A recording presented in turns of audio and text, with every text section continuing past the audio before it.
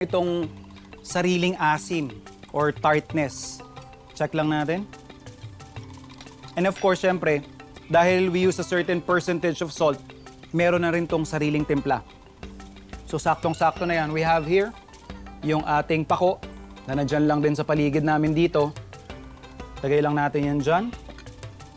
Alugbati. Talbos yan. And then, yung ating pepinito. So, pepinito is yung mga local natin or native na cucumbers.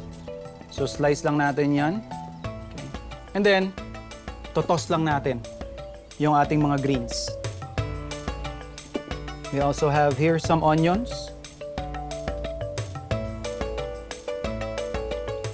Touch of patis. Konting kalamansi. So, yun na yung side dish natin.